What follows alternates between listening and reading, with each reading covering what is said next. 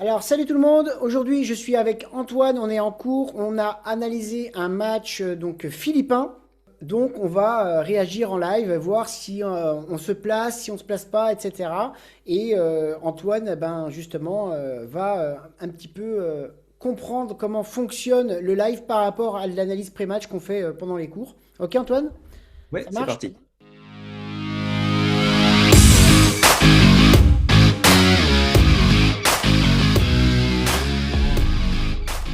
Si tu veux que je continue à t'aider à évoluer dans le trading foot, soutiens ma chaîne en t'abonnant et en mettant la petite cloche de notification.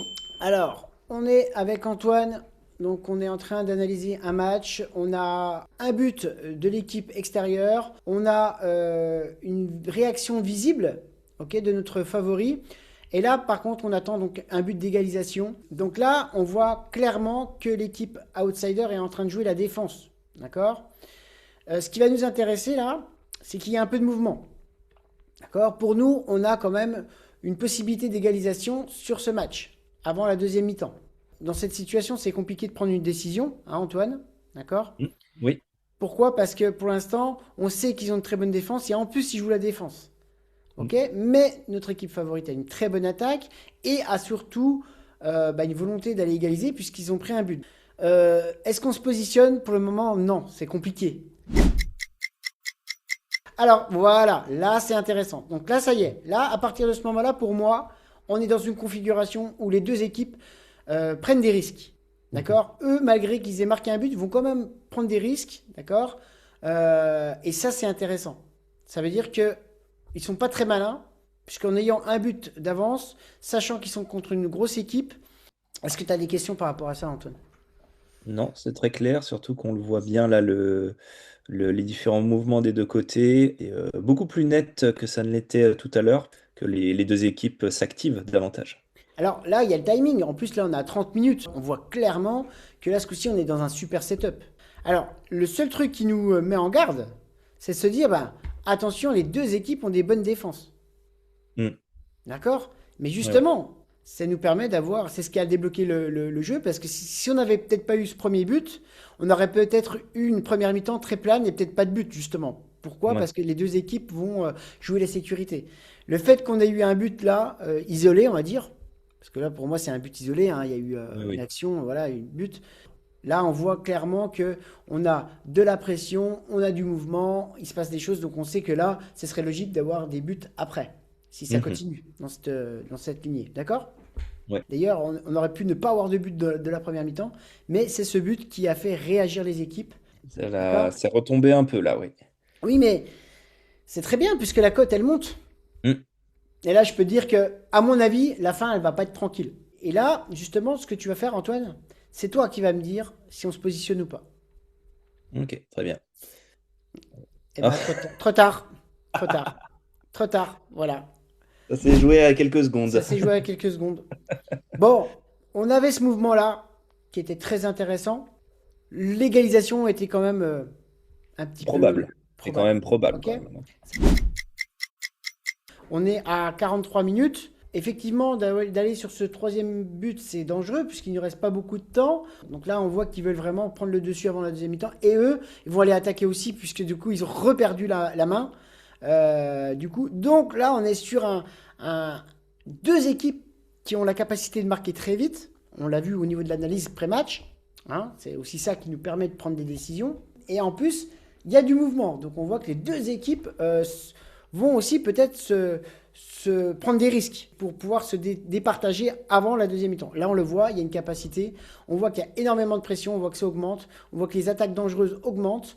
Il y a quand même un setup intéressant et une situation aussi, parce qu'on parle souvent de setup, mais la situation est très intéressante pour avoir encore un troisième but. Alors, est-ce qu'on prend le risque? Ça dépend. Si on a fait un petit peu de gain sur ce but, d'accord, on peut prendre la capacité. Voilà. Donc, en fait, je vous explique. Je vous le montrerai sur mon écran.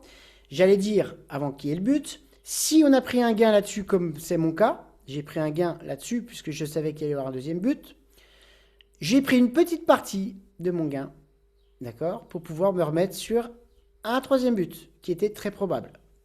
Donc, du coup, j'ai pas pris beaucoup de risques puisque dans tous les cas, même si j'avais qu'un seul, donc que ce but-là qui était passé, j'aurais été en profit.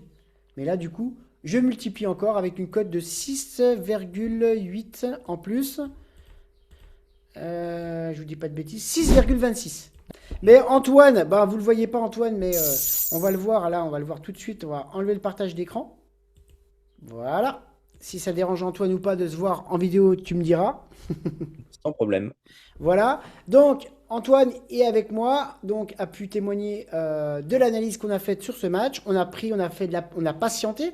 Donc qu'est-ce qui nous fait aussi avoir de la rentabilité? C'est la patience de connaître un match et de voir ce qui peut s'y passer. D'accord?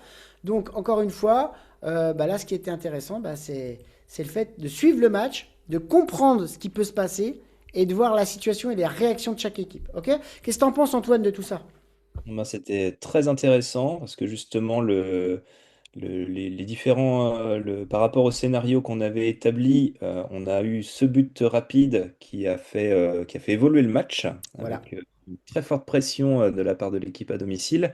Et c'est ce qui nous a permis de pouvoir se placer sur ce premier but, donc enfin sur le deuxième but du moins, donc d'en tirer profit.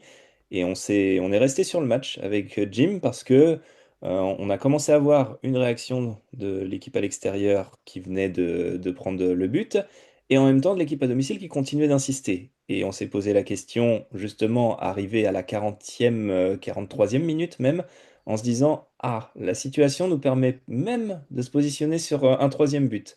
Et au moment où Jim me pose la question, ça n'a pas loupé, il est sorti. Ce troisième but, Qui finalement, paraît logique en fait. ce qui paraissait logique par rapport à ce qu'on voyait. Et Par on est contre, si resté c'était patient. retombé, si Oui. tout était retombé, on n'aurait pas pris le risque. Non, Moi, j'aurais pas pris le risque non plus. Hein. Mais là, c'est vraiment la situation et l'adaptation à ce qui s'est passé avant. Et encore une fois, si on n'avait pas eu ce premier but, on n'aurait pas eu 3 buts en première mi-temps. Je vous le c'est ça. garantis. Je pense que si on n'avait pas eu le premier, on aurait peut-être pu ne pas avoir du tout de but. Voilà les amis pour cette vidéo, j'espère que ça vous a plu. Merci encore à Antoine de s'être prêté au jeu. Pour moi c'est très important de vous montrer ce qui se fait en cours avec mes élèves, que vous puissiez voir comment on travaille et comment on analyse un match du début à la fin, que ce soit en pré-match ou en live. Je vous dis à bientôt, si vous voulez des renseignements sur les formations, n'hésitez pas à me contacter, je vous dis à la prochaine, ciao.